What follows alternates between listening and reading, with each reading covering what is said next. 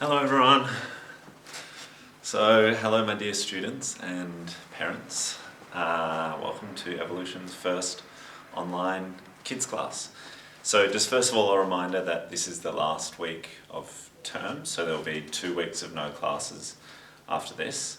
But considering you don't have to show up and it's all online, you'll just be receiving emails. But term dates are always on the website for future reference. So it's a bit of a strange time, isn't it? We're all being forced to be holed up in our houses. So I think first of all it's just important for everyone to recognise that if you're feeling a little bit frustrated or a bit bored or a bit anxious or any kinds of emotions you might be feeling at a weird time like this, that's totally normal. And just speak to your parents about that rather than holding stuff inside, because it is a bit of a strange time for all of us, and I encourage you all to try to find a bit of adventure in it, because it's a really interesting time, and I'd be curious to hear of any fun stories that you come up with, anything that you find yourselves doing to try to keep yourselves entertained at home. I'd be curious to hear all that, so feel free to include that in your video. So the exercise I'm going to teach you today actually will hopefully also help you if you want to use it in your everyday life if you're feeling a little bit anxious about things. But as an actor, it's a really good exercise for when you have an audition or before you perform. If you're feeling a bit nervous for something, then it's just a really good way to center yourself and calm you down. But I'll get to that in a bit. So first of all, I'll just give you the instructions for how these online classes are going to work. So this will be in the email as well, parents, but just to give you an idea, that I'm going to shoot a class video like this and email it to you each week, and then I'll take you through on that an exercise for the week, and then script analysis, so talking about unpacking what's going on in the scene and your actor analysis work. And then at the point where we normally rehearse and shoot the scenes and watch them back, instead, you'll just shoot it yourselves. So just shoot it on a phone or on a laptop or a tablet or whatever you have that can record something, and then upload that to YouTube or Vimeo or wherever you want to upload that. And you can upload it on an unlisted link if you want on YouTube. That way, the only way to access it is by having the link, and then send that link to me so that I can watch it, and then I'll send back an email with some feedback and answering any questions you have. So put in your video as well any questions you might have. We normally have a bit of a question time about what are your questions about acting, anything at all that might come up. Feel free to include those. And that's how the classes are going to run. So yeah, all those details will be in the email as well, and in case any of you kids are watching without your parents, you don't need to worry about it. I'll have the details in the email for them as well. So that's how they're going to run. So today I'll get us into our exercise for the week. So this week we're going to do some meditation, some mindfulness meditation. So as I said, this is a really good exercise for if you're feeling a bit nervous about something. It will just help to calm you down and give you a nice centered place to work from, which is really important for an actor, especially when we get a little bit nervous. But as I say, it's also just really good. You might want to do this few minutes of this every day, especially at a time like this where things are a bit weird. It's good to just kind of keep your mind nice and still. So first thing I'm going to get you to do is I'm just going to get you to get really comfortable. So make sure you've got a nice seat to sit in, or you can lie down on the ground if you'd like, or on your bed or wherever. Just get really comfortable, but you don't want to be so comfortable that you're going to fall asleep, okay? So you want to stay alert while you do this, but nice and relaxed, okay? So get nice and comfortable, and then close your eyes and take a couple of deep breaths.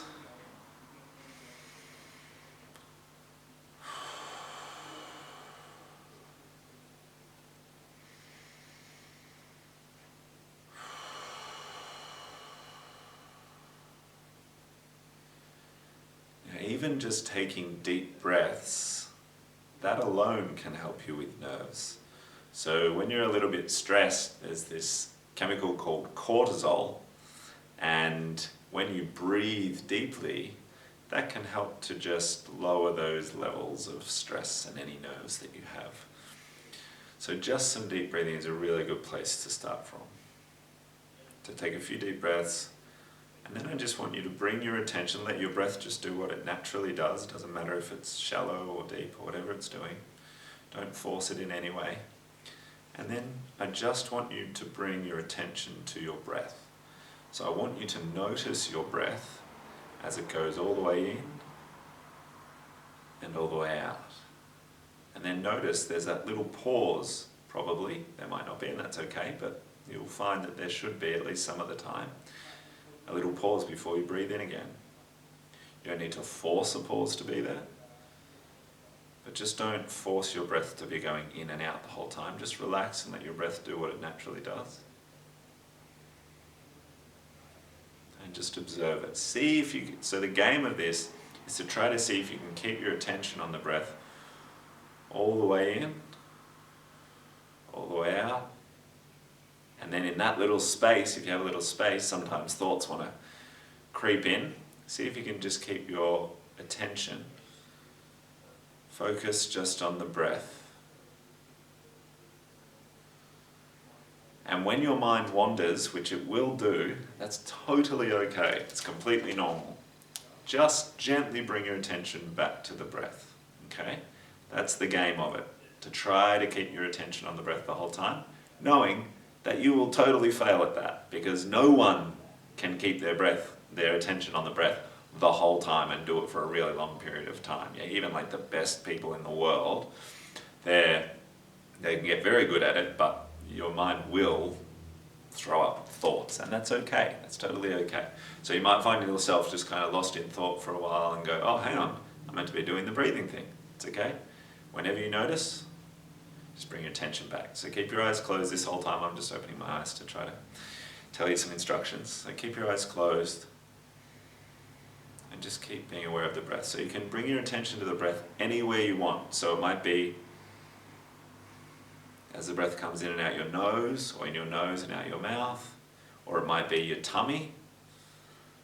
You might feel your tummy going in and out, or your chest. Just wherever feels most natural for you, wherever your attention is drawn to. Just keep your attention on the breath. Try to keep a nice, relaxed attitude while you do this, so you don't want it to be like super intense, like gotta keep my attention on the breath the whole time, and get really tense. Just gently keep your attention on the breath. And when it wanders, just bring it back. It might help you to imagine in your mind saying in as you breathe in and out as you breathe out.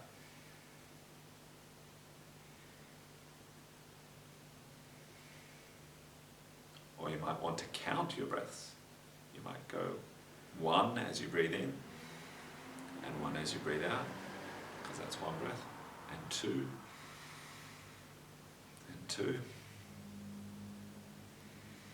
and 3 and 3.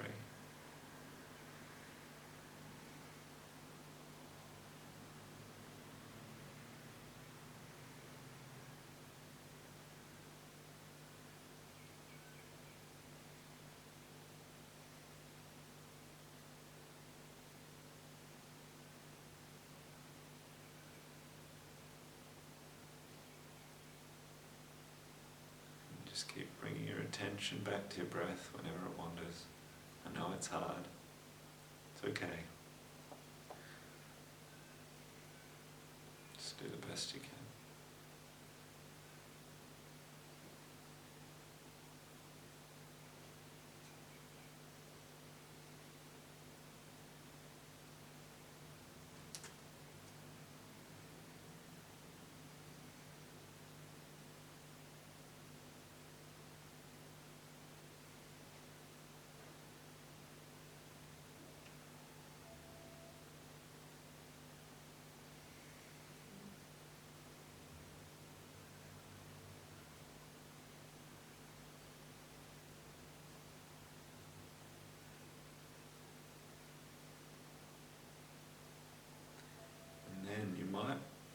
also play with bringing your attention to your body.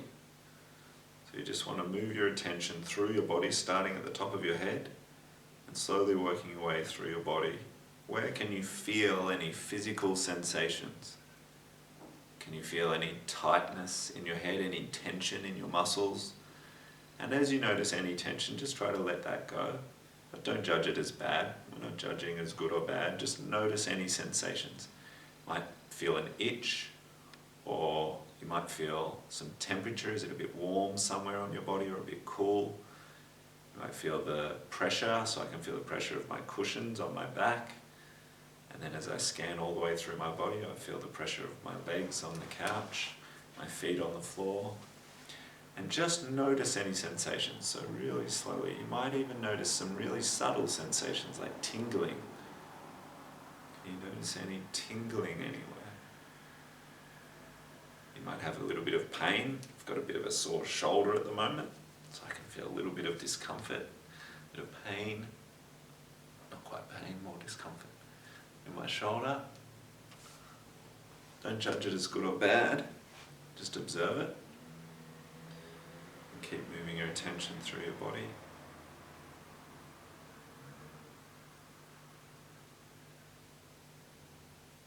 You'll notice that there are some areas of your body where you can't feel anything at all. Just be curious about that and be like, that's interesting. It's kind of like if you have your eyes closed and if you didn't know that you had a body, it'd kind of be like, oh, I've only got some weird bits here and there that I can feel that I actually know exist in that moment, which is a bit weird.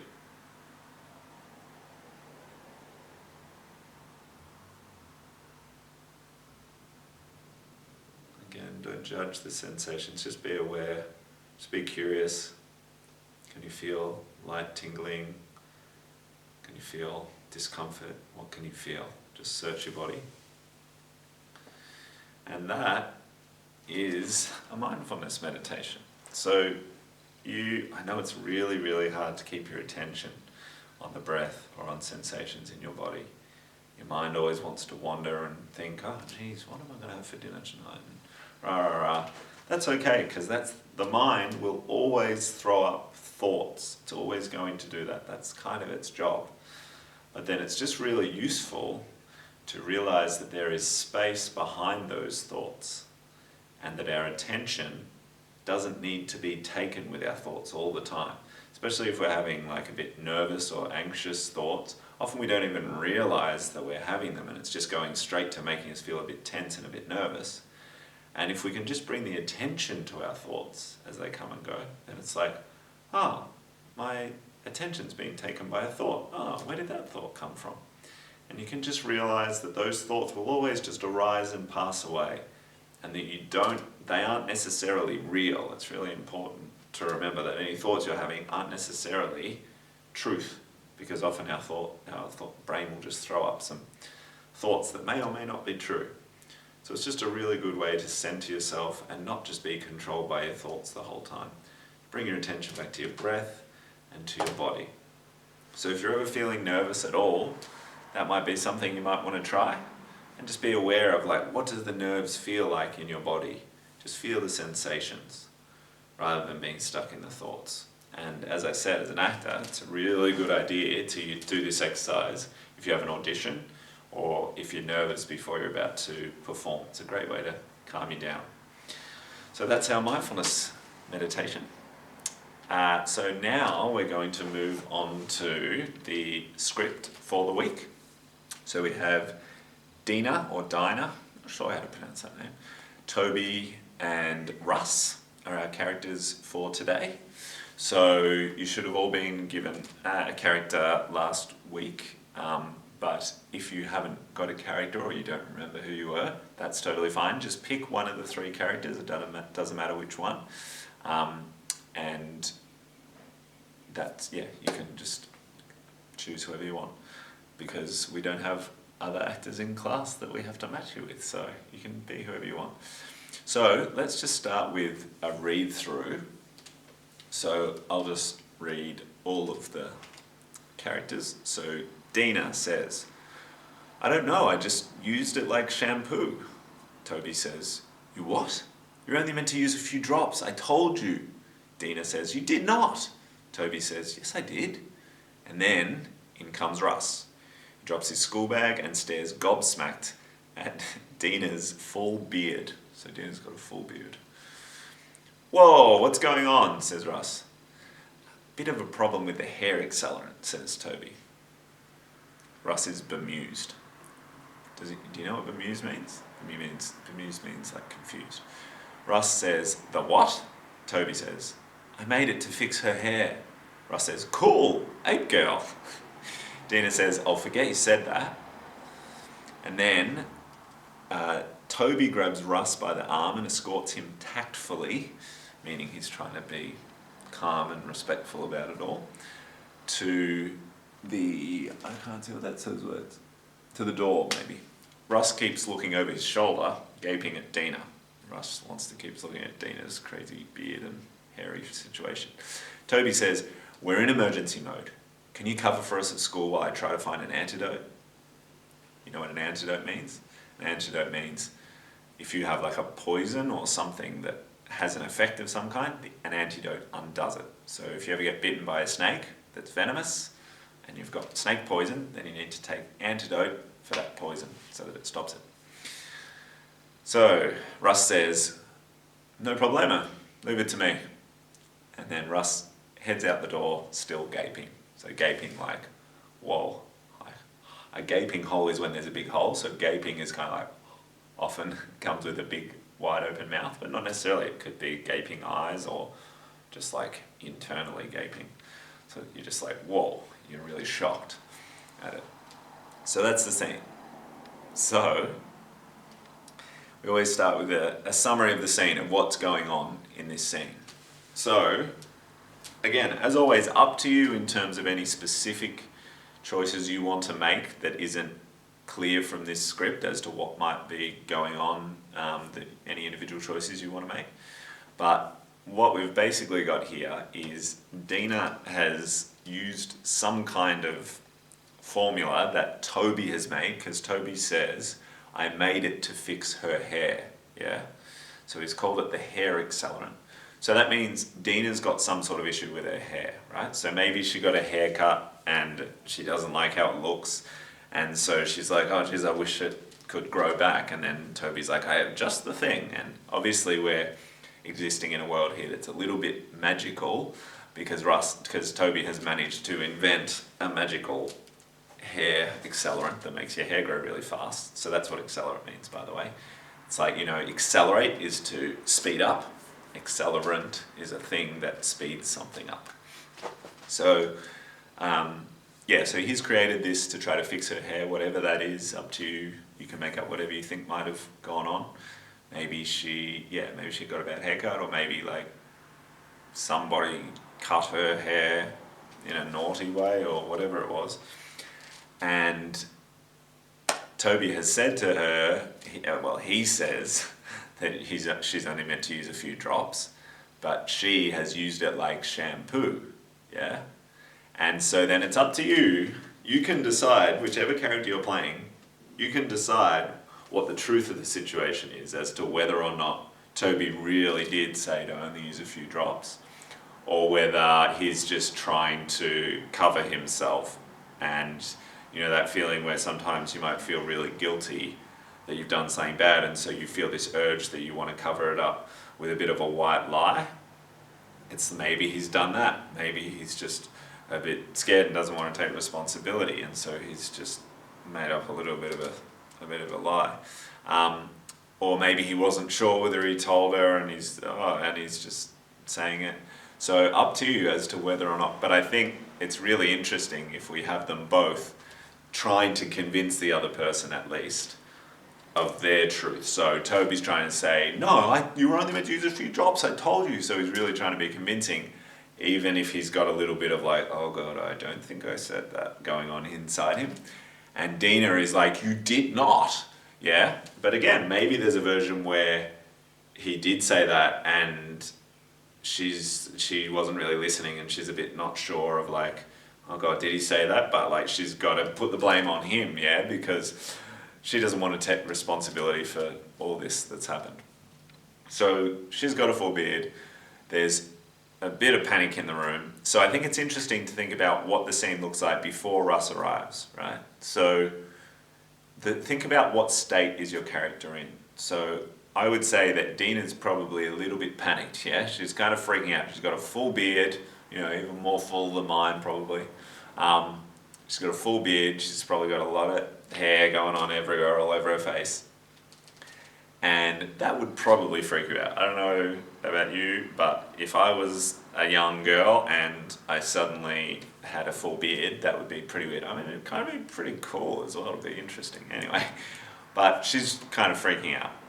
And you want to think about, how do you think Toby's feeling and or acting before Russ arrives? Think about, so he's trying to put the blame on her, right? Like, you what? You're only meant to use a few drops. I told you, yeah? I did not. Yes, I did. You did not. Yes, I did. Yeah? But you might also be thinking about, he might also be trying to kind of stay calm and stay in control of the situation. And so that might be his intention, to try to kind of make this not such a big deal.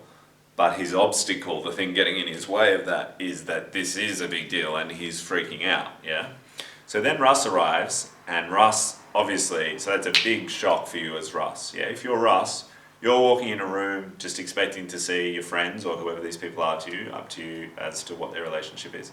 And you're just expecting everything to be really normal, and you walk in and all of a sudden Dina's got a full-blown beard. So that's going to be pretty weird. So we really want to see that moment of, like, if you're Russ, that first moment of just walking in, expecting things to, whoa! Yeah, we want to see that shock. That is a big shock. Yeah, and maybe you might think, like, is it fake? What's going on here? Whoa, hang on, what? And then you realize it's real, And then what I think is really interesting is Russ's reaction to it all. So he's like, whoa, what's going on? And when I say he, it can be she. If you're a female playing Russ, that's fine. Just change the genders around as always. So Russ's reaction is, cool, ape girl. So that tells us something about Russ, yeah? Russ is probably the kind of character who's a bit more kind of playful, not too bothered by things, enjoys a bit of a game, bit of mischief, because rather than like, oh my God, this is, what do you mean you've got a beard on your face? What's going on? And it being really intense and serious, Russ is like, oh, cool, an ape girl, playing around, and probably not a nice thing to say to a girl, to call her ape girl, so he's probably a little bit cheeky, I'd say, yeah? And then also when he goes to leave, Toby's saying, we're in emergency mode, rah, rah, rah, and Russ is saying, no problemo, leave it to me, yeah? And it even says there a direction of cool in brackets. So that's a direction that Russ is playing it cool, yeah? Not bothered by it at all, yeah? So we start to see from the clues in the text as to the kind of character that we're playing, what their attitude is, what their emotional state is. So generally speaking, I would say Dina's emotional state is probably pretty panicky, yeah? Toby's emotional state is like, panicky, but trying to stay in charge, yeah? Even when it's like, what's going on? Toby's like, bit of a problem with the hair accelerant, yeah? So trying to kind of play it down a bit maybe, yeah? And then when he kind of pulls Russ away and like takes him to the side and says, we're in emergency mode, can you cover for us at school while I try to find an antidote, yeah? So Toby's trying to control and take action on this thing. And then up to you as to how much panic Toby's got inside him. But I think generally it's going to be more interesting if Toby is pretty panicky about this, even if he's like trying to hide it and trying to stay on top of it. Yeah. Generally speaking, it's going to be a more interesting scene if the stakes are higher, i.e. if the characters are more affected by the events going on in the scene, right? And then it's a choice for a character to not be so affected by the scene. So in this, we have Russ is someone who's not so affected. But then that's interesting because we have these people being really affected by something, and then we have someone who's like, oh, that's fine. And it's like, what's going on? And so then that's a little bit of comedy maybe, or a bit of lightheartedness of like, what is going on with this guy who's just like totally cool about it when something really serious is going on? Yeah? Good. So, some other little questions you might want to ask yourself in terms of the scene is thinking about the location, thinking about where you are in a scene. So, up to you, again, to answer all these questions however you want, but the location can really affect how a scene is played. Because if these kids are like home alone and there's no parents, or the parents are downstairs and there's no chance of them being heard, then that's a very different scene to the possibility that they're at home and like Dina's mum is in the next room and they don't want her to hear them talking about Dina having a full-blown beard. Yeah? So think about the location and how you can make the scene interesting by choosing a location that might inform the scene a little bit. Yeah? So intention, we always talk about intention. So what does your character want? What are they trying to do to the other characters in the scene? And what are they trying to get from the other characters in the scene?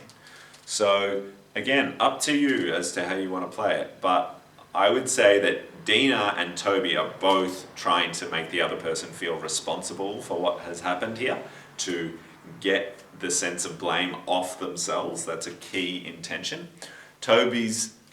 Another intention for Toby is to find a solution to try to, so he just very specifically asks Russ to go and sort the situation out at school.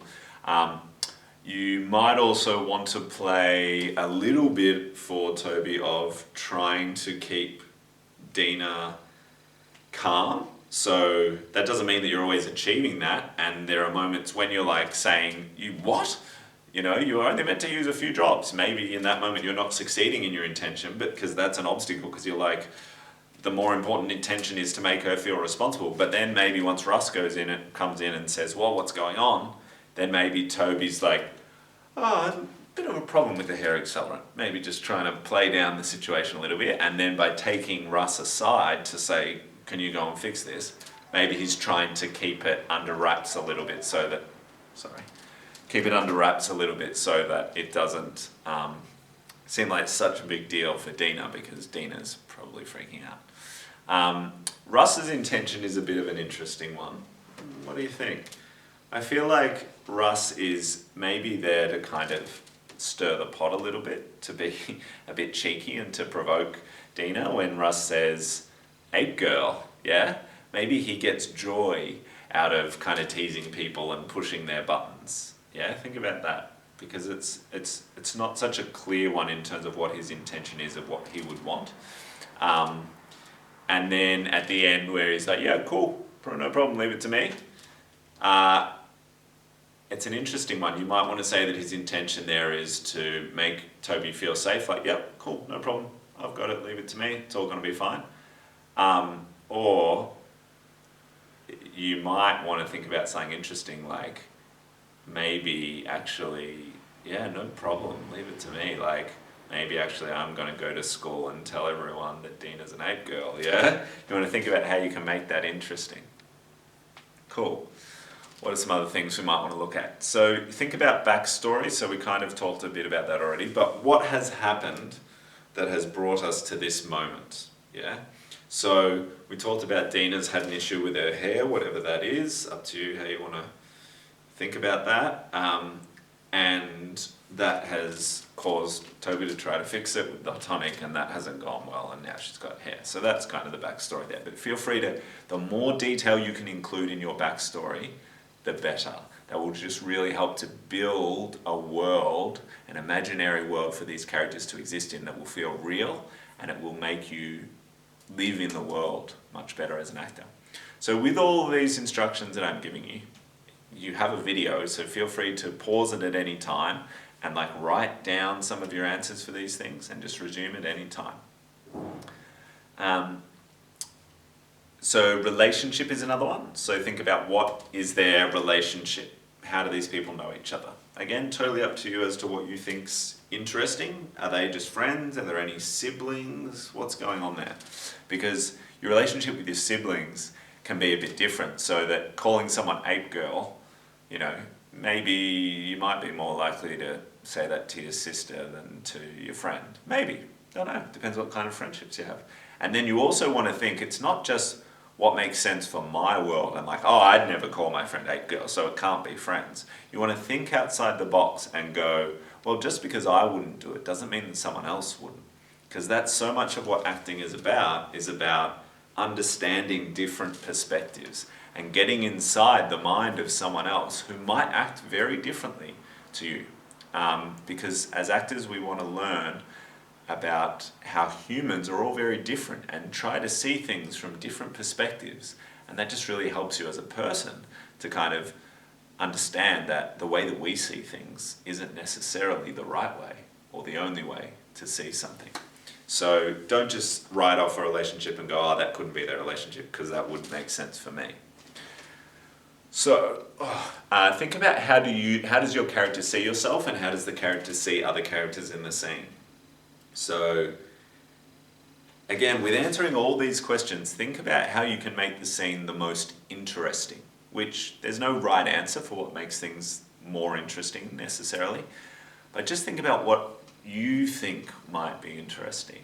So for me, if I was playing Dina, for instance, if I was answering the question, how do I see myself, I would find it really interesting if Dina is a little bit insecure about herself, and maybe particularly insecure about her looks, because, you know, we talked about she had an issue with her hair, so she didn't like how her hair looked. And then it would be really interesting if someone who was a bit insecure all of a sudden had a full-blown beard and looked really weird, and then it was like, because then it's like a bigger event. It's like, oh my god, this is really full on, that whereas someone who's just like, doesn't care, would just be like, oh my god, look, I've got a